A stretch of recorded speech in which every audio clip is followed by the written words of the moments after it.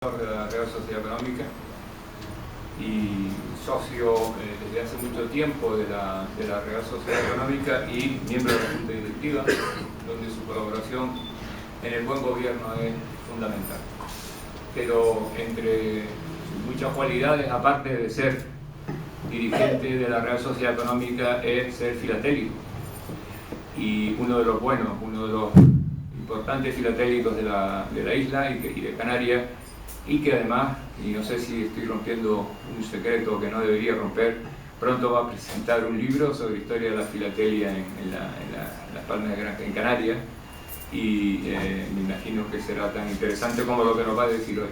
La filatelia es uno de tantos medios de comunicación y organización económica administrativa del Estado que han sido arrumbados o dejados de lado por el desarrollo de las nuevas tecnologías de la información y la comunicación. Hoy en día, pues recibir una carta con un sello es casi una rareza. Yo, que no soy coleccionista, los colecciono porque son pocos. Y es decir, su disertación de hoy va a evocar muchísimos recuerdos del pasado a muchos de los que están aquí, y yo les deseo luego un feliz tránsito al presente. A continuación tiene la palabra don Luis Martel para presentar a don Gonzalo Melén. Ilustrísimas autoridades, hoy estamos un poco sin excelentísimos, pero da igual. Ilustrísimas autoridades, señores y señores, amigos todos. Antes que nada quiero expresar mi gran agradecimiento en nombre de la Agrupación Canaria de Milicias Universitarias a esta Real Sociedad Económica que nos está atendiendo de maravilla desde hace 3 años que yo estoy al frente, y tuve la feliz ocurrencia de entrar en contacto con la directiva y ellos me han dado todas las facilidades para que organicemos estas conferencias. De modo que, querido Tomás, querido Gonzalo, muchas gracias a todos. Y también a Iliana y a Cristina, que sin ellas no haríamos nada. Bueno, me cabe el honor hoy de presentar a un gran amigo que es Gonzalo Melén García, vicedirector de nuestra Real Sociedad Económica. Gonzalo es un hombre culto y lleno de inquietudes, amante de la música y de la literatura, pero es además un auténtico experto en filatelia, como acaba de decir nuestro director, y sobre el tema correo postal en Canarias versará su documentada conferencia. Ha participado con sus colecciones de sellos en exposiciones locales, nacionales e internacionales, en las que ha obtenido distinciones que han premiado sus conocimientos filatélicos.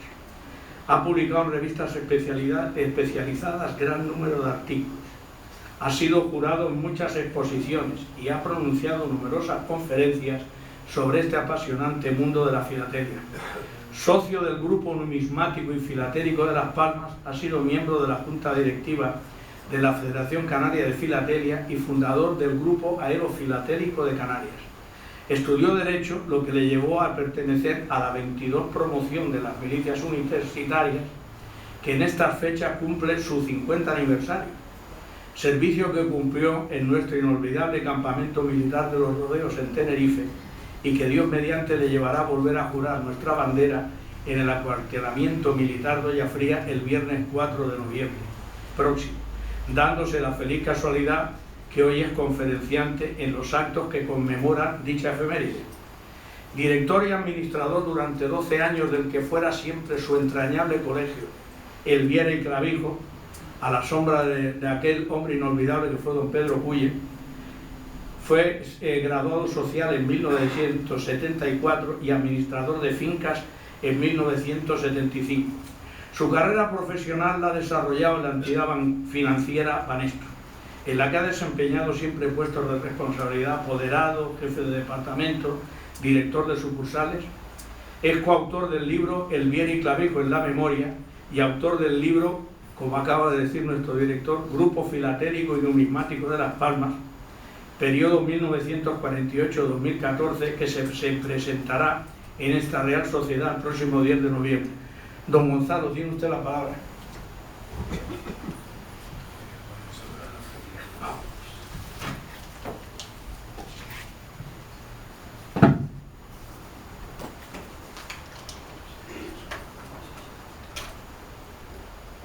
Señoras y señores, antes que nada, permítanme decirle a mi director y a don Luis que sus palabras son, yo creo que más bien del afecto que me tienen, que ninguno de los dos debían ser un poquito más ecuánimes y no dejarme pues un poco cobrado ante todos ustedes que son mis amigos, pero muy agradecido por lo que han dicho.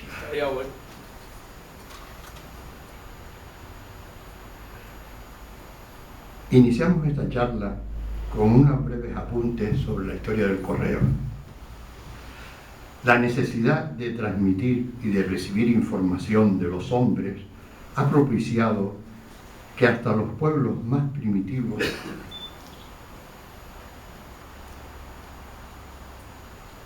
hayan creado sus sistemas de comunicación. Los mensajeros o correos serán los encargados de hacerlas llegar las noticias a los destinatarios. En la antigüedad crearon servicios de correo. En la antigüedad crearon servicios de mensajeros los reyes, emperadores, faraones y caudillos. Para gobernar les era imprescindible conocer los hechos que ocurrían en todos los rincones de su dominio, por remoto que estos fueran. También muchos nobles y mercaderes, al encontrarse sus intereses en sitios muy lejanos de donde tenían establecida su residencia, necesitaban conocer la marcha de sus negocios. Las cartas con sobres más antiguas que conocemos datan de unos 2100 años antes de Jesucristo y fueron encontradas en unas excavaciones realizadas en Capadocia, Asia Menor. Consistían en unas tablillas de arcilla cocida en las que se había grabado el mensaje y recubiertas con un sobre de la misma materia, con las señas del destinatario.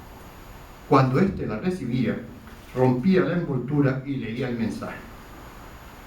Poseían servicio postal muchos pueblos de la antigüedad.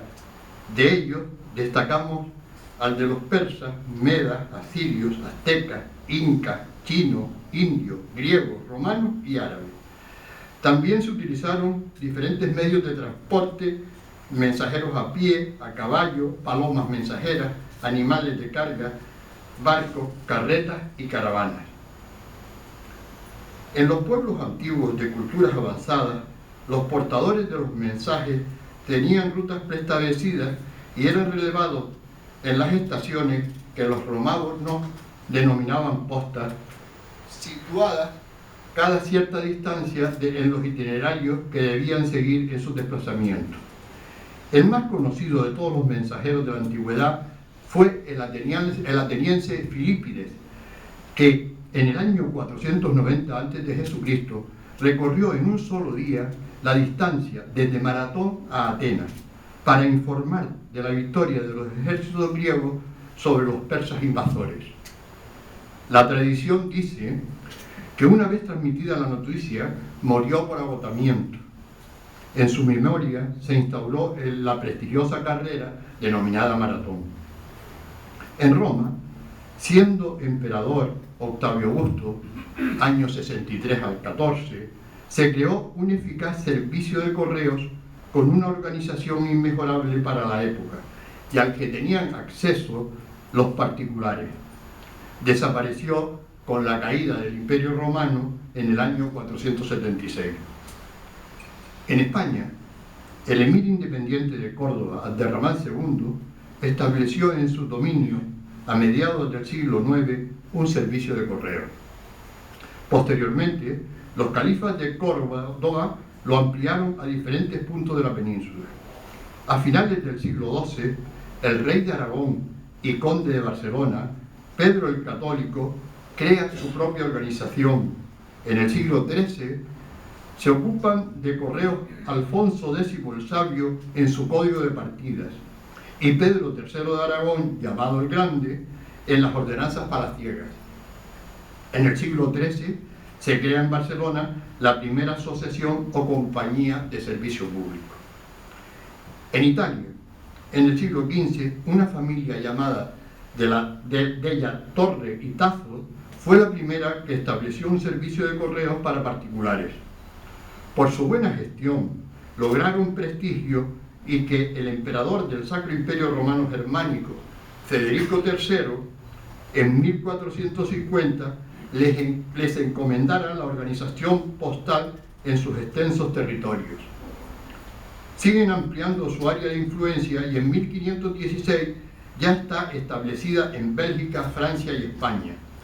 Su declive se produjo a principios del siglo XIX al desaparecer el imperio e ir creando los países sus propios servicios. En España, por una real cédula dictada en Bruselas por Felipe el Hermoso en 1505, se encomienda a Francisco de Tasis la creación de las postas a caballo. Carlos I rectificó a la familia Tasis en 1517 para que siguiesen llevando la organización postal española. El correo adquiere cada vez más importancia, lo que hace que pase de ser un servicio prestado por compañías privadas a estar subordinado desde 1716 a la corona. En 1740, el rey Felipe V expide el Reglamento General de Postas del Reino. Y ahora vamos a hablar del correo en nuestras islas. Las expediciones organizadas por genoveses y mallorquines llegan a Canarias en el siglo XIV. A principios del XV comienza la conquista dirigida por el normando Jean de Bettencourt. La comunicación postal se inicia rápidamente por medio de embarcaciones procedentes del sur de Europa que entregaban y recogían en los puertos que tocaban los pliegos de la correspondencia. Finalizada la conquista, si el correo era oficial, se entregaba al capitán del barco y era recogido en las islas por el regidor o su representante. Y si era entre particulares, se hacía cargo de ella cualquier miembro de la tripulación o pasajero. Las cartas, antes de llegar a sus destinatarios, pasaban por varias manos, lo que hacía que se perdieran muchos mensajes. Para asegurarse que eran recibidas, los remitentes enviaban copias de sus escritos por diferentes rutas. Por la isla de La Gomera y de Gran Canaria pasó la primera carta que viajó de Europa a América, a bordo de la nao Santa María. La llevó el intérprete Luis de Torres, que también hizo la función de correo en el viaje del descubrimiento que realizó Cristóbal Colón en 1492, enviada por Isabel la Católica y dirigida al Gran Khan, rey de reyes o cualquier otro príncipe soberano. Pocos años más tarde, el almirante de la mar Océana emprende su cuarto y último viaje al Nuevo Mundo. Arriba a Gran Canaria el 20 de mayo de 1502. Durante su estancia en esta isla, única de las Canarias que visitó en este periplo, escribió una carta dirigida al padre Fray Gaspar Corricio del monasterio de Santa María de las Cuevas de la Cartuja de Sevilla, que es el único documento de su puño y letra que se conserva de su paso por el archipiélago. A finales del siglo XVI, el ingeniero italiano Leonardo Torriani, en su obra Descripción e Historia del Reino de las Islas Canarias, informa del peligro y las dificultades de la navegación en el archipiélago y de una curiosa forma de comunicación por escrito. En el capítulo dedicado a la isla de Lobos dice: por estar la isleta situada en medio del canal, en donde se descubren al mar y los navíos que navegan entre estas dos islas vecinas y pobladas, así como los que vienen de España, los corsarios se detienen aquí muchos días, poniendo vigías encima de la montaña y dejando las naves al ancla cerca de esta montaña, por no servir el puerto más que para lanchas y naves pequeñas. Cuando al fin se van de aquí, dejan sobre aquella montaña cartas puestas sobre una caña que hincan en tierra para que sirvan de aviso a sus demás compañeros y seguidores que deben llegar detrás de ellos. El desplazamiento de personas en el interior de las islas y entre ellas es complicado y a veces hasta peligroso, ante los frecuentes ataques piráticos que sufren los isleños. Estos procuran establecerse en zonas alejadas de la costa y en lugares de difícil acceso. Durante siglos no existieron calzadas para la circulación rodada entre los pueblos, lo que hace que se utilicen las veredas formadas por el tránsito de peatones y animales para el traslado de la correspondencia. A finales del siglo XVIII comenzó a funcionar en Tenerife un servicio de transporte de correspondencia oficial por verederos. En algunas islas, la dura orografía obliga a utilizar como medio de transporte a pequeñas embarcaciones para llegar a algunos núcleos costeros de su población. Se inicia la construcción de la primera carretera de Canarias en 1852 para unir a Santa Cruz de Tenerife con La Laguna. En Gran Canaria, las primeras que se terminaron de construir fueron desde Las Palmas al puerto en 1864, ese mismo año la de Telde, Alucas en 1875, San Mateo en 1877 y Guía en 1885. Ante las dificultades que tenía el traslado de la correspondencia, los comerciantes se avisaban entre ellos de la salida y llegada de barcos, así como de las rutas de los mismos. También era frecuente que desde un pueblo o desde otra isla se enviasen cartas a una persona para que ésta la entregara en un buque que en su ruta arribase al puerto de la población en la que residía el destinatario. El 4 de junio de 1762, una real resolución de Su Majestad el Rey Carlos III ordena la creación del primer oficio de correo de las Islas Canarias. España estaba en guerra contra Gran Bretaña y la inseguridad de las rutas marítimas al archipiélago hace necesario proteger la correspondencia.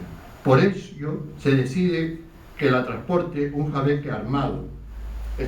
Un jabeque está reproducido en este sello y era una embarcación a vela y remo. Solía tener un de armamento entre 12 y 18 cañones.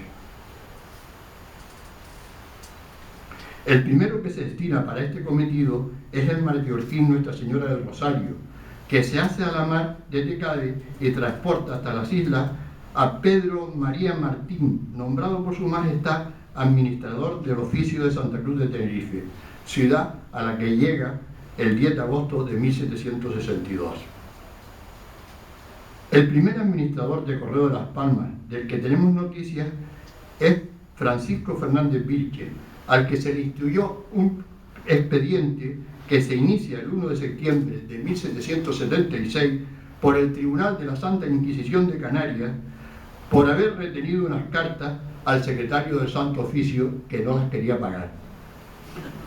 Con el fin de dar regularidad a las valijas postales dirigidas a Canarias, a finales de 1776, Carlos III ordena establecer a su costa un correo marítimo mensual con salida de La Coruña los primeros de cada mes. El 9 de marzo de 1778 realiza el viaje inaugural el paquebot Pizarro. Y aunque el servicio mejoró, la realidad es que el objetivo se consiguió solo a medias, ya que la guerra con Inglaterra y las incursiones de los piratas hacían imposible su normalización, viéndose obligados a suspenderlo en diversas ocasiones. En esta época hubo periodos en los que durante muchos meses no se recibió correspondencia en las islas. En 1783, al obtenerse la paz con Gran Bretaña, se logró ampliar el servicio al hacerse también envíos de correos por el puerto de Cádiz. La población de las islas en 1762, año en el que se instauró el correo, era de 164.736 habitantes. Hasta esa fecha, la correspondencia que llegaba al archipiélago canario gozaba de franquicia. Para que nos entendamos, los no filatélicos no tenía costo ninguno la correspondencia en las islas. En los primeros años de su establecimiento, solo pagaban porte las que provenían de la península y América. A las cartas se le aplicaba una tarifa muy elevada, lo que produjo el natural descontento de los isleños. Hubo sonadas protestas en Santa Cruz de Tenerife, especialmente en Santa Cruz de Tenerife y en Las Palmas. En 1815 se decreta la obligatoriedad de cobrar la correspondencia que circulaba entre las islas.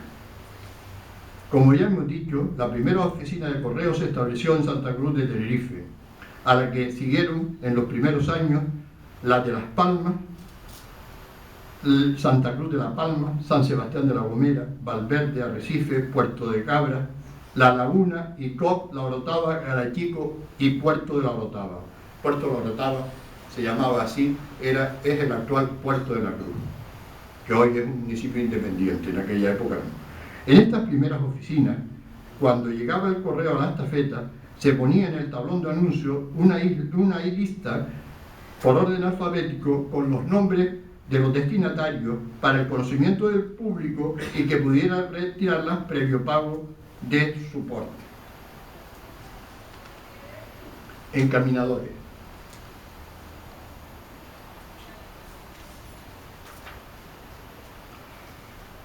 Eran personas o empresas que transportaban la correspondencia de otros debido especialmente a las dificultades de comunicación y a que las líneas oficiales eran prácticamente nulas.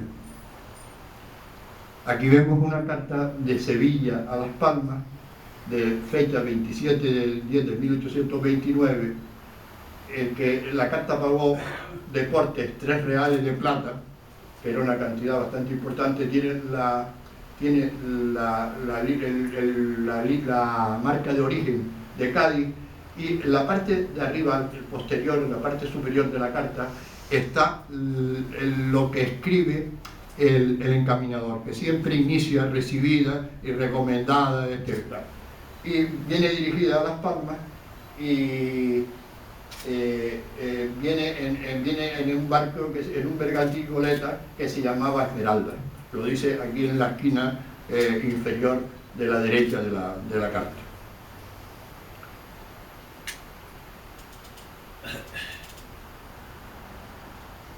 Cobraban normalmente al destinatario, pero había casos en los que periódicamente facturaban los envíos ordenados a los remitentes. Esta es otra carta, también de un encaminador, pero un encaminador de Canarias. No los filatélicos y la gente que tenemos interés en este tema, siempre nos ha extrañado muchísimo que las Islas Canarias, y dado lo importante que era para las comunicaciones, sin embargo son rarísimos. Son muy pocos los ejemplares que se conocen de encaminadores en Canarias. Este era un encaminador que estaba en Santa Cruz de Tenerife y que hace el envío de la carta desde La Orotava a Las Palmas en el año 1852. Marcas de porteo. Es una cifra a la que a veces se pone el tipo de moneda manuscrita o estampada con tampón o puño. Esta es una carta de La Orotava a Gran Canaria y tiene manuscrito el porteo, 3/4.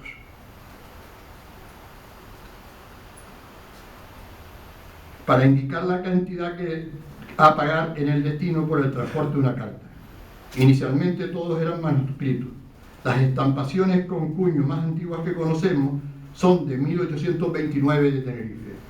Esta es una de las cartas más antiguas que yo conozco y viene también de Tenerife a Gran Canaria.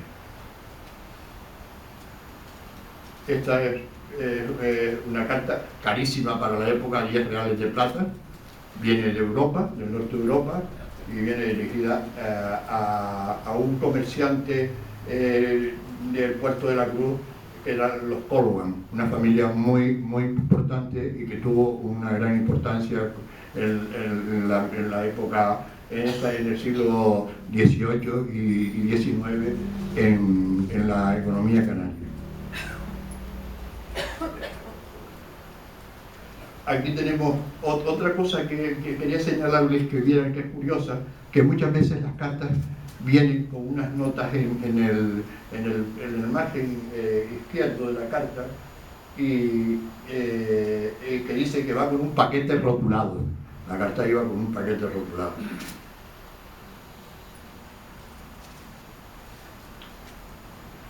Marcas de origen. Desde que se estableció el correo en Canarias, comienzan a emplearse las denominadas marcas de origen. Con unos puños de madera de bot se estampa en el frente del sobrescrito el nombre de la población desde donde parte la carta, con el fin de que la administración de destino comprobase si los portes puestos en origen eran los correctos para así podérselos cobrar al destinatario. Esta es la primera marca que se conoce de Canarias. Es de la oficina de Santa Cruz de Tenerife y la carta es no es 1879, lo acabo de darme cuenta, es 1779. Y es la primera marca que se conoce de Canarias, y las marcas de Tenerife tenían todas Canarias. A continuación, una que tiene la marca Canaria. Esta es de esta isla, de Gran Canaria, y tenía la marca Canaria. Certificados. En filatelia, la palabra certificar se utiliza para acreditar el envío de documentos postales que el remitente tiene interés en que conste de manera documental su entrega. La cubierta de la carta en la que figuraba la certificación se recortaba, la firmaba el destinatario, se devolvía a su lugar de origen y allí en la administración de correos quedaba como garantía de su entrega. Estas cubiertas podían ser reclamadas por el remitente y si no lo eran, después de pasado cierto tiempo, eran quemadas. Por este motivo son muy escasas y raras. Aquí estamos viendo una carta, una cubierta y el dorso de la misma de Santa Cruz de Tenerife. Tiene la particularidad, estas líneas cruzadas son un distintivo de las cartas certificadas. También esta tiene la particularidad que IVA franca, que había sido ya pagado el coste de la carta por el remitente. Y este es el dorso en donde se ve que la persona a la que va firma el recibir. Aquí tenemos una desde Gran Canaria a Grachico y lo mismo. Sin embargo, en este caso el Marqués de la Florida lo paga y paga sus 5 cuartos cuando la recibe y lo firma también por detrás.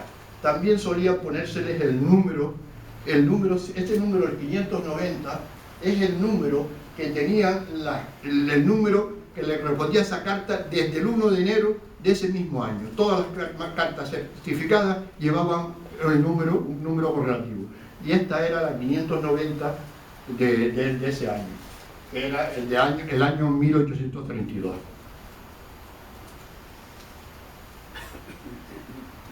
Marcas de franqueo. El remitente paga, de acuerdo con la tarifa vigente, el coste del transporte de la carta antes de enviarla. Para acreditarlo, se hacía constar en la carta la palabra franca, manuscrita o por medio de cuños de distintas formas y tamaños.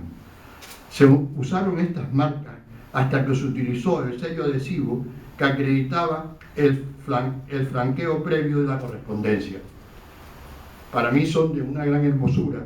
Hay que tener en cuenta también que en Canarias los rojos muchas veces son muy hermosos y nos diferenciamos en eso con los de la península, porque muchas veces se utiliza la collinilla para hacer la tinta roja.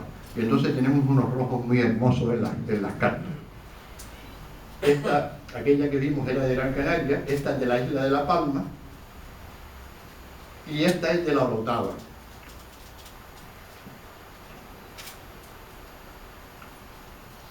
Marcas postales administrativas militares. A mediados del siglo XIX se utilizó en cartas de servicio militar que llevaban estampadas en su frente la marca administrativa del destacamento o mando del que procedía. Vamos a ver unas cuantas. Aquí está Capitanía General de Canarias. Esta es Artillería Comandancia del Departamento de Canarias. Gobierno Militar de la Isla de La Palma.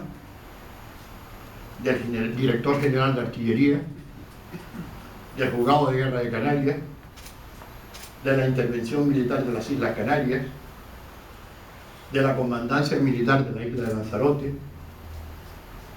Correo desinfectado. La población humana ha sufrido con mucha frecuencia enfermedades que la atacaban masivamente. La temida peste provocaba la rápida huida de los que tenían medios para hacerlo, antes de que las poblaciones vecinas le cerrara el paso para evitar contagio. Huida que terminaba por convertirse en una de las principales vías de diseminación de la enfermedad. A las epidemias, cuando producían una gran mortandad, ya fuera el cólera, la fiebre amarilla, la viruela, el tifus o la gripe, se le llamaba pestilencia, plaga, peste, etc. Se creía que entre los posibles contagios, las cartas podían ser una vía de llegada de enfermedades contagiosas. Cuando se conocía que se había declarado la peste en un lugar, las cartas provenientes de ese sitio y sus alrededores eran sometidas a un proceso de desinfección. A las cartas se le hacían unos cortes o picados y luego se les ponía a los vapores de azufre y en algunos casos se les mojaba con vinagre alcanforado. Este último procedimiento fue menos utilizado y en algunos casos dejaba las cartas casi ilegibles.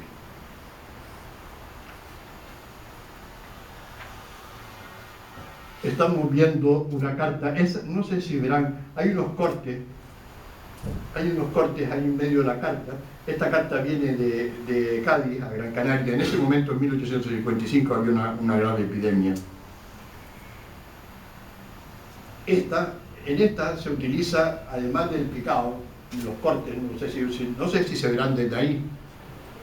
Hay unos cortes que se ven, pero bueno. Y todas esas manchas que se ven fue el producto del vinagre que se empleó en ella. Esta es otra carta, también, esta viene de Matanzas, de la isla de Cuba, donde había una terrible epidemia en 1848. Esta, lo mismo, viene de Cádiz, viene también con sus cortes, y la he puesto aquí fundamentalmente. Todas las cartas tienen, perdónenme un momentito, voy a ver si, perdón un segundo, porque voy a ver si yo consigo señalarles a ustedes dónde están los cortes.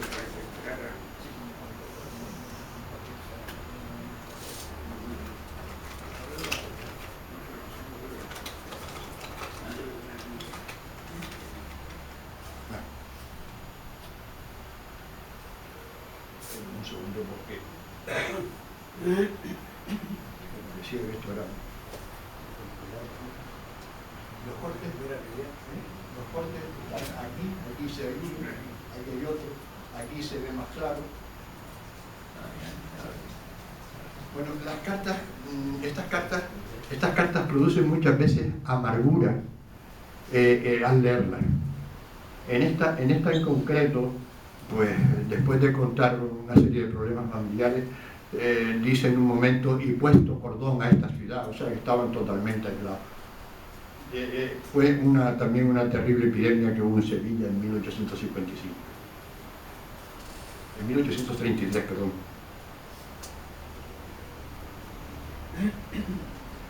Esta carta realmente tiene poco que ver con la historia del Correo Canarias, pero yo la he puesto aquí por una cosa de tipo sentimental.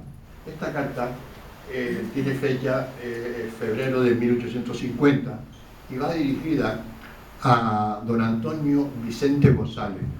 Don Antonio Vicente González fue el cura párroco de Santo Domingo de Guzmán, que fue un hombre ejemplar y que entregó su vida en la lucha contra la terrible peste que hubo en junio de 1851 y que asoló a la isla de Gran Canaria y terminó muriendo contagiado por la gente a la que él socorría. La puse porque era poco tiempo antes de él morir y bueno, iba dirigida a él, pero que no tiene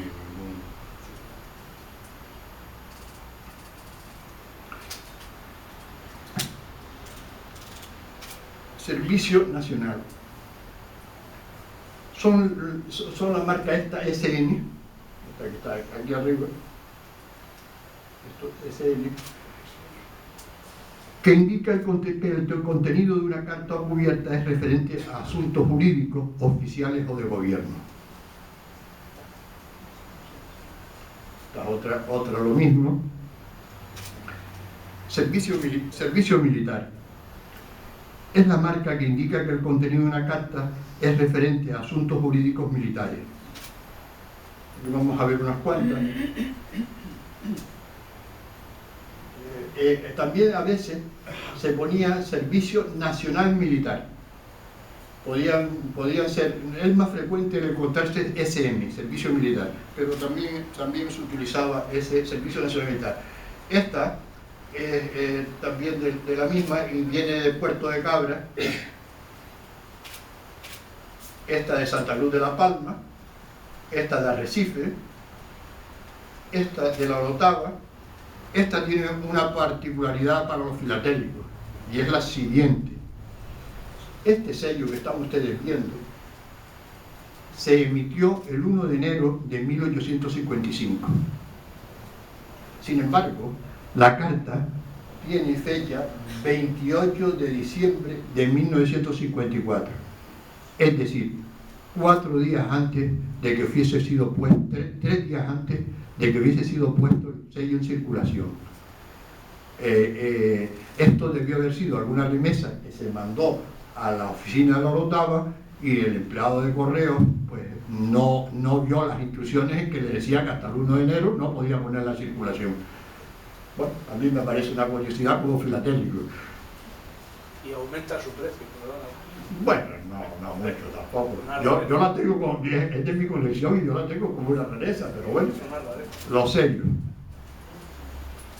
La invención de los sellos se atribuye al impresor escocés Chalmers, pero el éxito será para el inglés Sir Rowland Hill, que para reformar los servicios de correos en su país propone el pago previo, rebajar y unificar las tarifas y el uso de sobres timbrados o de sellos adhesivos. Por un decreto de fecha 17 de agosto de 1839 se fija el precio del franqueo en un penique y que las cartas escritas sobre papel con sellos impresos o cerradas en sobres provistos de ellos sean expedidos por las postas libres de impuestos siempre que no excedan del peso establecido y los sellos no se hayan utilizado anteriormente. Se inicia el uso del sello el 6 de mayo de 1840 al ponerse a la venta 2 valores, el 1 penique negro y el 2 peniques azul. Según la leyenda, la utilización del sello adhesivo fue consecuencia del descubrimiento de un fraude postal. Sir Rowland Hill se encontraba un día viajando por una zona rural inglesa y deseando comer y descansar se dirigió a una posada. Su llegada a la misma coincide con la de un cartero que entregaba en ese momento una carta a la joven posadera, que después de examinarla detenidamente se la devuelve, negándose a aceptarla debido al alto coste de la tasa de porte. Hill entonces la reclama, la paga y se la entrega a la destinataria. Esta se la guarda y parece no interesarle el contenido. Pasado un tiempo prudencial, Sir Rowland Hill le pregunta extrañado por qué no lee el pliego recibido y entonces la joven le explica que se ha puesto de acuerdo con su novio y que gracias a unos signos convencionales puestos en el exterior del pliego se intercambiaban las noticias que querían sin gastar nada, porque la carta era devuelta al remitente a causa del coste de los portes. El éxito de la implantación del sello en el Reino Unido hizo que el sistema fuese adaptado por otros países. Así, en 1843, Brasil y los cantones suizos de Zúrich y Ginebra emiten su primer sello. Le sigue, en 1845, el cantón de Basilea. En 1847 adoptan el sistema Estados Unidos, Trinidad e Isla Mauricio. En 1848, las Bermudas. Al año siguiente serán Francia, Bélgica y el Estado alemán de Baviera. Y en 1850 además de España, lo hacen Austria, la Guayana Británica, Suiza, Nueva Gales del Sur, Victoria, Lombardo-Veneto, Prusia, Sajonia y Hannover. En España se establece la obligatoriedad de este nuevo sistema de franqueo y se empiezan a utilizar los sellos a partir del 1 de enero de 1850, de acuerdo con el Real Decreto del 24 de octubre de 1849 y la Real Orden del 1 de diciembre de ese mismo año. La primera serie, que constará de 5 valores, reproduce la efigie de Isabel II. Se conocen muy pocas cartas circuladas desde Canarias con sellos de las primeras emisiones. Por lo menos aquí habrá filatélicos que solamente me las discutirán. Las que yo conozco son de la emisión del 1 de enero de 1850, 10. Del 1 del 1 de 1851, 8. La del 1 de enero de 1852, 6. De la del 1 de enero de 1853, 8. Y de la del 1 de enero de 1854, 9. En 1850, la población del archipiélago es de 214.575, de los que el 87% eran analfabetos.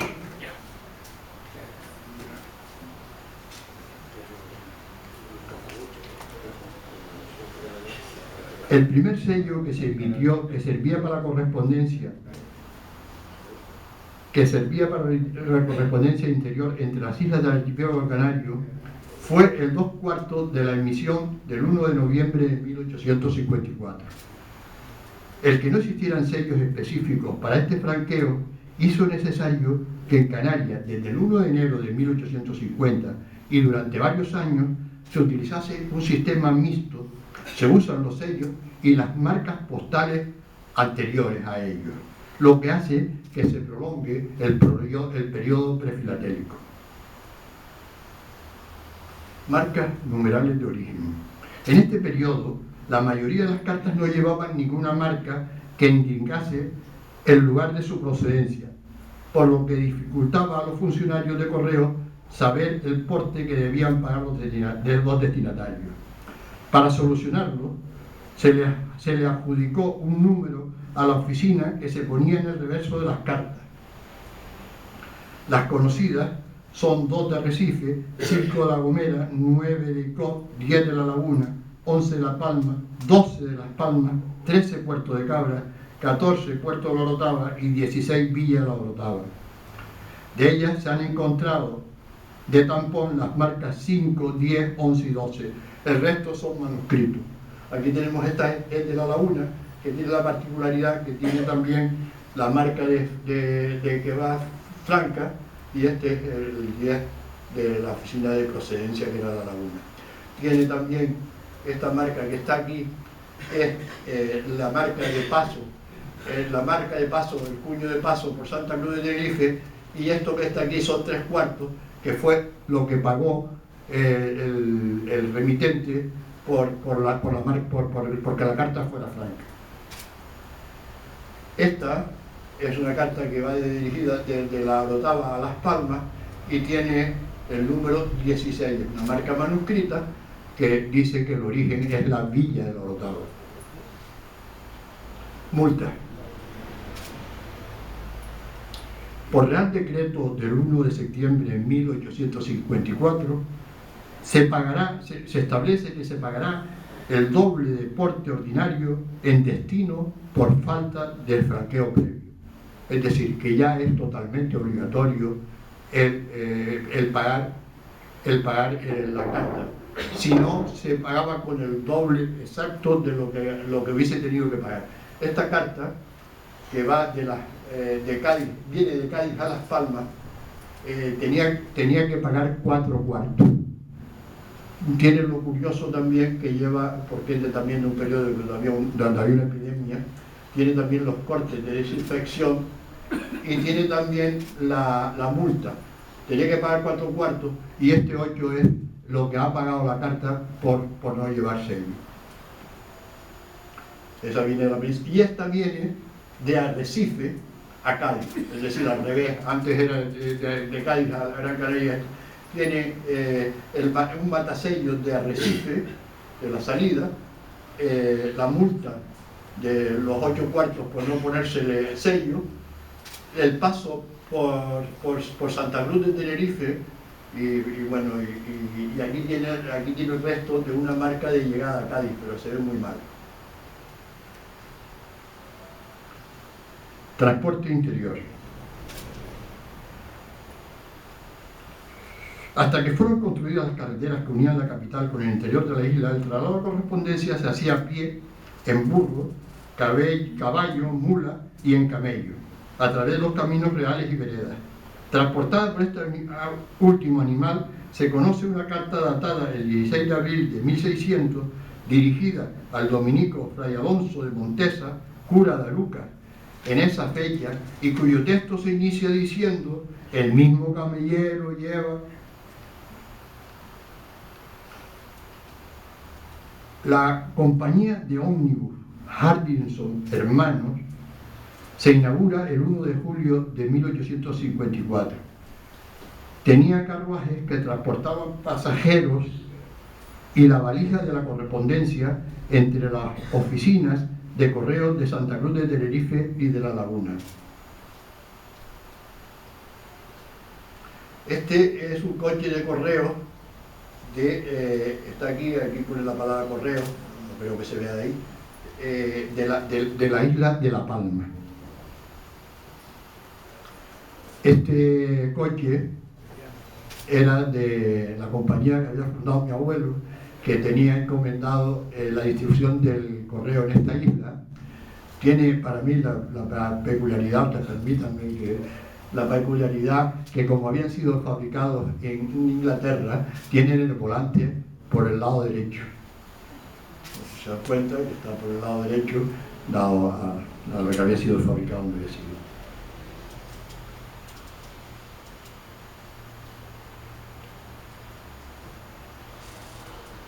En 1862, los vapores que unían Tenerife y Gran Canaria con Europa, incluida la península, arribaban cada mes 4 españoles y 2 ingleses. Esta es una carta entre las islas. Aquí vemos el nombre del barco, viene por un barco a vela que se llamaba La Esmeralda, y es de 1851, y va también con una cesta. No sabemos lo que llevaba la cesta, pero desde luego que va con una cesta.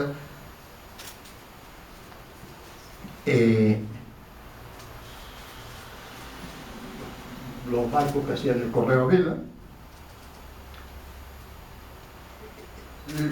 Las islas se conectaban entre sí por medio de barcos correos 2 veces al mes. Partían de Gran Canaria a Lanzarote y Fuerteventura, y desde Santa Cruz de Tenerife a La Gomera y El Hierro. Y una vez por semana partía del puerto La Botava el Balandro, con destino a La Palma. Barco vapor. En 1881 es nombrado ministro de Ultramar Fernando León y Castillo, y a propuesta de Su Majestad el Rey Alfonso XIII, por Real Decreto dado en comillas, el 26 de agosto de ese mismo año, se establece que los buques dedicados al transporte de la correspondencia entre la península y la isla de Cuba y Puerto Rico tocasen en lo sucesivo en Las Palmas. Pronto se inaugura el servicio con escala en esta ciudad. Al llegar el 13 de septiembre de 1881, el barco España de la Compañía Transatlántica Española. Las primeras embarcaciones a vapor que se utilizan para llevar la correspondencia entre las islas eran propiedad de la Compañía Guirlanda Hermanos, que en 1863 inicia una línea entre Gran Canaria y Tenerife que prolonga hasta Marsella y Génova. En 1888, la naviera Elder Dexter Line constituye su filial Compañía de Vapores Correos Interinsulares Canarios, que se adjudicó en subasta el servicio de correos entre las islas.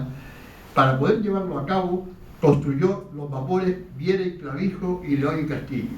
No es este León y Castillo, este es posterior, que ahora era uno más antiguo. Al llegar el siglo XX, existe un importante aumento de población en Canarias, alcanzándose los 304.969 habitantes. En 1911, la citada Compañía de Vapores Correos Internacionales Canarios contrató en astilleros ingleses la construcción de 6 buques que fueron bautizados los 3 mayores con los nombres, otra vez, de Viera y Clavijo, y León y Castillo y La Palma, y los 3 más pequeños con los de Lanzarote, Fuerteventura y Gomera-Hierro. Estos barcos fueron conocidos popularmente con el nombre de correillos, y los que estudiábamos en la isla de Tenerife, estudiamos en la laguna, cogimos profusamente. Y normalmente viajábamos en camarote cuando salíamos desde Gran Canaria, porque nuestros padres compraban el pasaje, pero cuando normalmente veníamos en cubierta, porque nos habíamos gastado ya previamente el dinero y teníamos que ahorrar de alguna forma.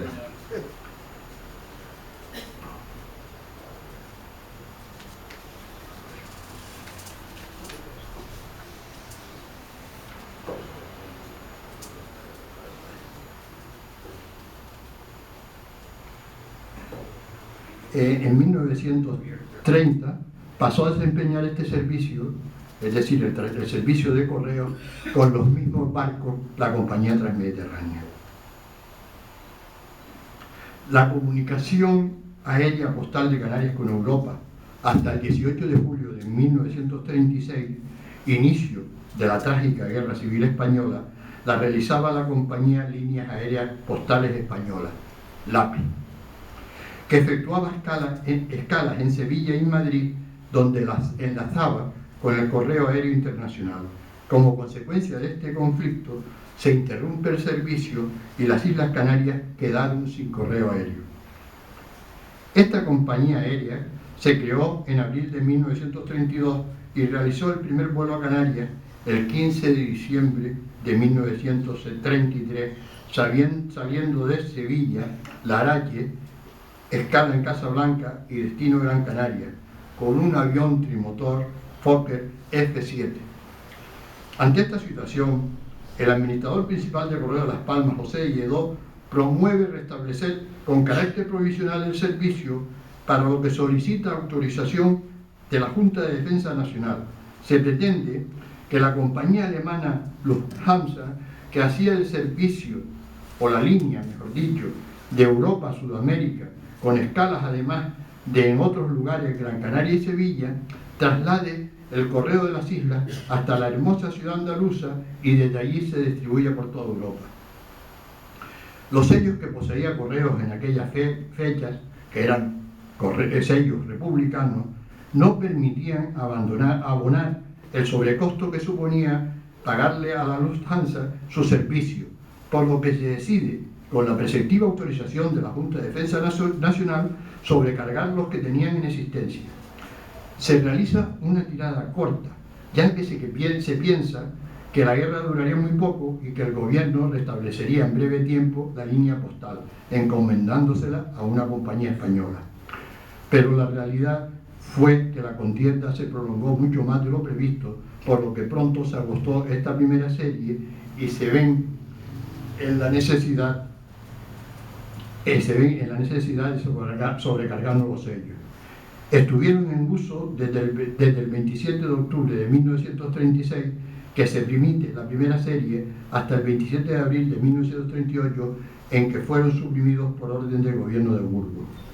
Correos anuncia al público esta disposición publicando en la prensa local la siguiente nota: el servicio de correos aéreo internacional ha quedado establecido definitivamente por medio de la compañía Iberia por vía peninsular, excepto América del Sur, rigiendo las tarifas vigentes en el servicio internacional en sellos de franqueo ordinario, quedando retirados de la circulación los de sobrecarga aérea de Canarias.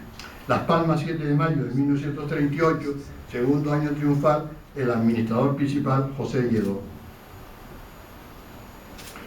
La imprenta El Siglo, situada en la calle Triana de Las Palmas, es la encargada de realizar las sobrecargas de los sellos, bajo la supervisión de una comisión en la que estaba integrada un representante del Ejército. Como consecuencia de los escasos medios con que cuenta, se producen frecuentes errores. Se carece de los suficientes signos tipográficos iguales para completar los moldes y se ven en la necesidad de poner otros más o menos parecidos. Este es el primer sello de estos sellos conocidos como Avión Canaria y es el número 1. Desde ahí no creo que se vea, pero intentaré señalarle. Esta primera V está partida. En vez de 18 aquí hay un 13 de julio. El 3 de 1936 es grande. El 6 de 1936 es grande. Se hacían en línea de 10 sellos y estos ocupan los lugares 7, 8, 9 y 10. Fíjense, fue complicado que solo había 2 sellos en los que la sobrecarga es completamente normal. En los demás, en todos, hay pequeñas variaciones.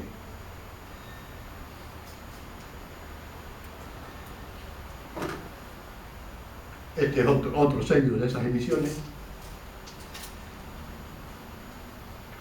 Desde el inicio de la primera tirada alcanzaron un alto prestigio entre los coleccionistas de todo el mundo, lo que hace que las adquisiciones de los filatélicos y el franqueo de la correspondencia los agote rápidamente, obligando a las autoridades postales locales a admitir nuevas series sobrecargadas, hasta un total de 14 y 51 sellos.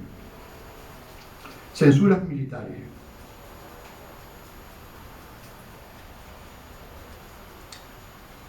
Se realizaron en Canarias de 1936 a 1939. Tenían por objeto principal impedir la entrega de información que pudiera ser útil al enemigo. A principios de 1940 fue decayendo su uso, deja de ser militar y pasa a depender del Ministerio de la Gobernación.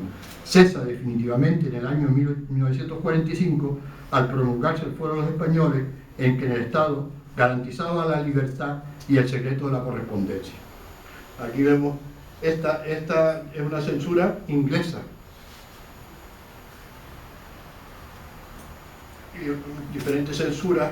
Bueno, perdón un momentito. Volvemos aquí. Esta, quiero que vean un pequeño detalle.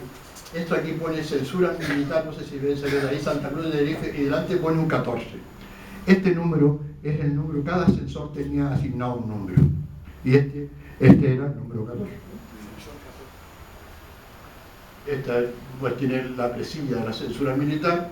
Esta tiene también restos de la presilla de la censura militar y es una censura hecha en Las Palmas. Emisiones locales benéficas. Estos sellos se emitieron con autorización. Estos sellos, las emisiones locales benéficas eran sellos municipales que emitieron los ayuntamientos. Este en concreto pertenece a Santa Cruz de Tenerife. Y estos sellos se emitieron con la preceptiva autorización del gobierno de Burgos, para conmemorar la reunión militar celebrada en el Monte de la Esperanza de Tenerife el 17 de junio de 1936, del general Franco con los jefes y oficiales de la guarnición en la isla. Se imprimieron en la litografía Romero de esa isla. La emisión, que fue autorizada por orden del gobierno de fecha 11 de agosto de 1938, fue posteriormente revocada, pero ya habían sido puestos en circulación. Este sobre y el siguiente son sobres muy raros y pertenecen a la colección de don Domingo del Este, que le quedo muy agradecido que me los prestara para que ustedes los conocieran. Son muy raros, tienen encima una censura militar rarísima, que es la censura militar de Weimar. Bueno, este y el siguiente, para mí son dos piezas muy interesantes de la filatelia de Canarias.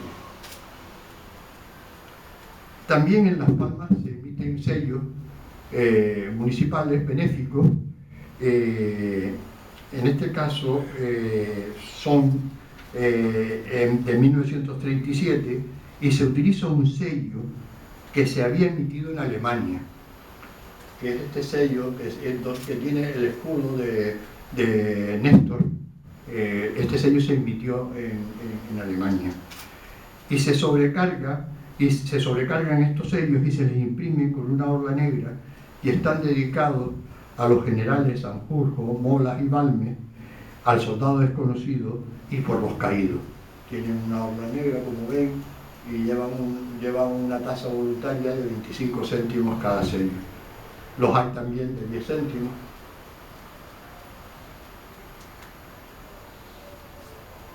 Gestas, conmemoraciones militares. Correo concedió matasellos especiales conmemorativos para celebrar en 1981 el primer centenario del Palacio de Capitanía General de Canarias y en 1994 el del Palacio Militar del Gobierno Civil de Las Palmas. En 1988 se emite también un matasellos especial que conmemora el 75 aniversario de la aviación militar española. Este matasellos fue pedido por el Grupo Aerofilatélico de Canarias, del que yo me honraba de ser en aquel momento socio, y se solicitó para conmemorar el 75 aniversario de la aviación militar española. Gestas canarias filatelizadas. Para finalizar, veremos dos sellos emitidos para conmemorar gestas militares que fueron trascendentales en la historia de Canarias. Este sello que estamos viendo se puso en circulación el 24 de julio de 1979 para recordar la heroica defensa de Tenerife del 25 de julio de 1797 del ataque de una escuadra inglesa compuesta de 4 navíos, 3 fragatas y 2 embarcaciones menores, mandadas por el almirante Horacio Nelson, que ordenó el desembarco de unos 1000 marineros. Muestra el busto del general Antonio Gutiérrez, que ostentaba el mando militar en el archipiélago.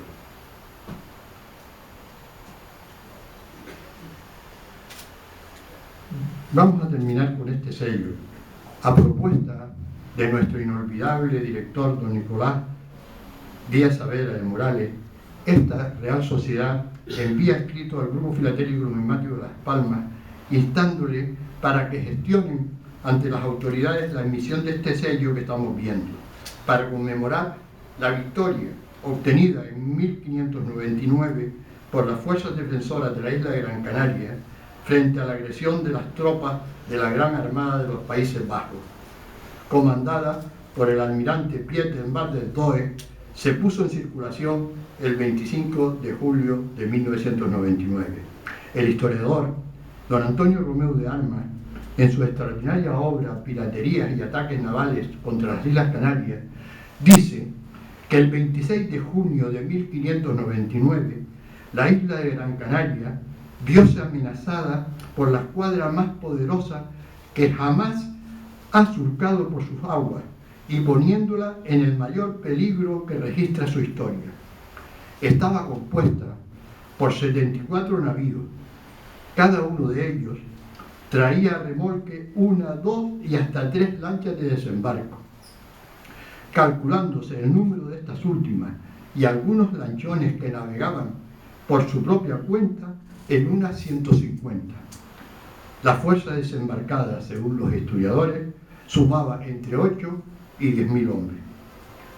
Pues nada más, señores. Muchas gracias por vuestra presencia y les ruego me perdonen si el tema no ha sido de su interés, pues estoy seguro que en este caso ha sido debido a mi falta de habilidad para exponerlo. Muchas gracias.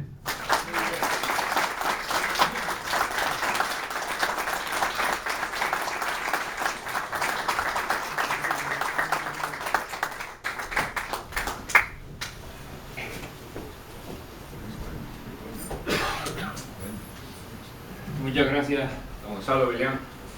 Yo no sé, supongo que habrá preguntas, ¿no? Supongo que habrá muchas preguntas y estamos solamente, mientras alguien hace una pregunta, solamente recordar que lo que pasa es que Gonzalo ayer ya lo tenía todo terminado, que ha habido otra emisión conmemorativa con relación al centenario de la aviación el año pasado, el año 2013, que también que no es una gesta militar, sino es una conmemoración de la aviación en Canarias. Seguramente habrá alguna pregunta para don Gonzalo Belián. Y si no hay ninguna, pues tampoco pasa nada. Gonzalo, una pregunta. Yo no sé si en los sellos estos de la Junta Militar de Tenerife que están me parece que están ahí en 1937. 38. Los de Tenerife son de 38. Del 38. Yo no recuerdo si mientras mi estancia en Madrid iba a la Plaza Mayor y a mí me los indicó un filatelia, la Filatelia Nacional. No sé si se hicieron dos emisiones de distinto color. Sí, hubo distintos De colores. distintos colores, ¿verdad? Yo no soy muy especialista en esos sellos, pero hubo de diferentes, tres series distintas, y también hubo con una sobrecarga, y también se emitieron sin dentar.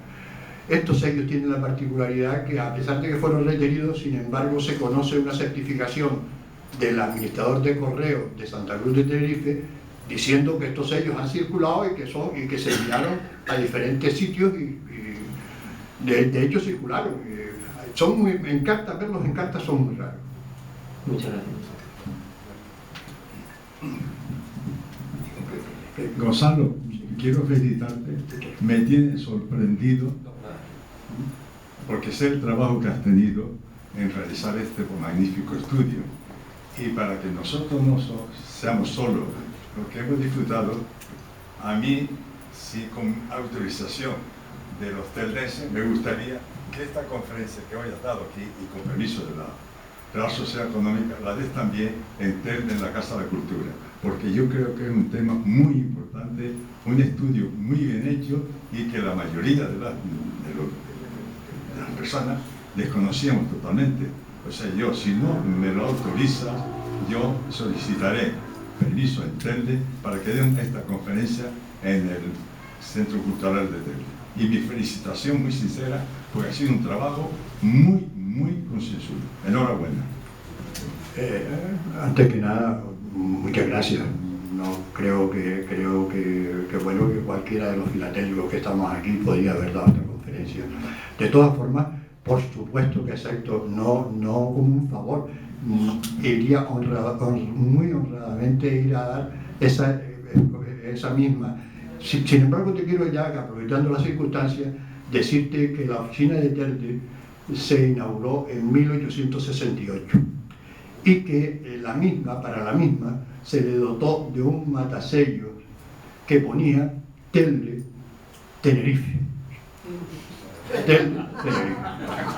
Entonces, en la prensa local de esa época hay una indignación general, pero yo creo que debieron tener muy pocos resultados porque un año y medio después todavía yo conozco una carta que sigue figurando y que pertenecía a la colección de un italiano, una carta muy interesante que pertenecía a la colección de un italiano que se llamaba el señor Zuliani. Hoy está en manos de un coleccionista de Santa Cruz de Tenerife y pone todavía en esa carta, pone Telde, Santa Cruz de Tenerife. Entonces, muchas gracias, Pepe, por esa invitación que acepto gustosamente.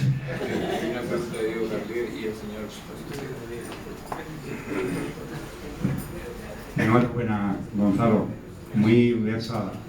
Tengo una pregunta que es, yo sé que los sellos reales, las cartas reales, iban siempre lacrados con el sello real.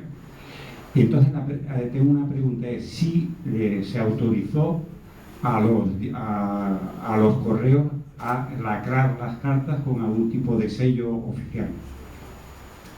Solo las instituciones, el público general usaba el lacre para cerrar. Hay que ver que en aquella época, estamos hablando antes de mitad del siglo XIX, es decir, antes de 1850, las cartas no iban en sobres, el sobre es un invento posterior. Las cartas iban en pliego que se doblaban, las cartas se doblaban así, esto, y después se hacía esto, y esto se metía dentro del otro y se le ponía un lacre y se lacraba. Pero el lacre eran personales, de los comerciantes o los particulares, todo el mundo tenía su lacre, y después posteriormente aparecieron incluso unos pequeños sellos adhesivos con el nombre del remitente, son muy raros, que también cerraba la carta. Yo la carta más antigua que tengo en sobre de Canarias data de 1853. En sobre, es la que tengo más antigua. Yo no conozco ninguna más, no sé si seguro que las habrá más antiguas, pero yo la más antigua que conozco. El señor quería hacer una pregunta. Sí. A ver, ¿había alguien que quería hacerla?